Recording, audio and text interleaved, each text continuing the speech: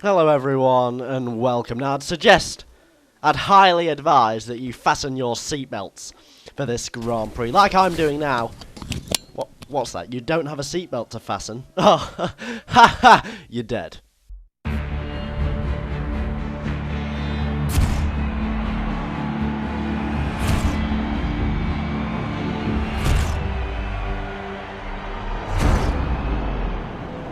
Right then, for the 7,812th time, we sit on a grid on F1 2012. This time, it's Brazil.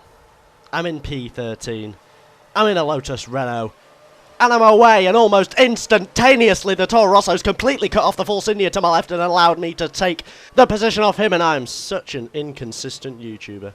Anyway, we make contact with the rear end of the Lotus Renault and there's a Virgin final crash. Oh, I've smashed into the Virgin. Unavoidable contact with the... I've received a penalty for an unavoidable collision with the Virgin there, but that Virgin is now sat just behind me, all over my gearbox as we approach the start of the middle sector. Now, McLaren's gone wide, the Toro Rosso's gone wide. I'm going up the inside of McLaren. HRT's come from nowhere and taken up my inside, and well, I gained a position and lost a position instantly. The Virgin's gone a little bit wide. I mean, the HRT's gone a little bit wide, and now a car's attempting a reckless move. I have no idea what car that is attempting a move around my outside there, but that was wild and reckless and unsuccessful from him. I'm still sat behind this HRT through the twisty section. There was a Caterham gone wrong. I've been punted wide by a Sauber, Polish Sauber. There's another car that's spun out on the right hand side there, and so many cars off all over the show. I can't even tell you about them all. The Polish Sauber sits ahead of me as we approach the final straight here, gone a little bit wide, and now the Sauber is going up the inside of the HRT. These two are side by side as we approach the last flat out section of this track, and the Sauber's actually taken the HRT there. That's fantastic for the Sauber, and I'm trying to sit in the slipstream of this HRT. There's going to be a massive accident into this first corner. I can see it happening already. Car's gone wide ahead. Car's gone wide just in front. Massive contact. Red Bull out. Sauber out. Me going up the outside of the HRT up into P5 off one corner. I've been smashed wide by a McLaren. I mean a Mercedes it was. It wasn't a McLaren. And now I've lost a position to a McLaren.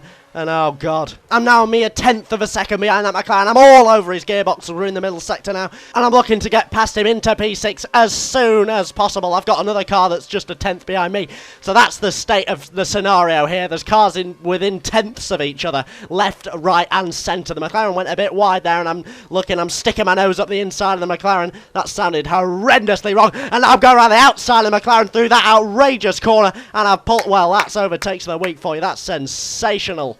Well, I've never done an overtake manoeuvre that good, and I will never do an overtaking manoeuvre that good again in my life. That really was special. That was a special moment in my F1 career. Mercedes gone wide there, and oh god, the McLaren and the Mercedes have just collected each other. And they've taken each other out, and I sit in P5, and with a huge gap to P6 opened up because of that contact, but a very small gap between me and P4 here. We have a hell of a podium fight on our hands between me, the HRT and the Toro Rosso. The Toro Rosso goes a touch too deep into turn one. The HRT looks to take advantage. I just sit behind them both and watch the carnage commence.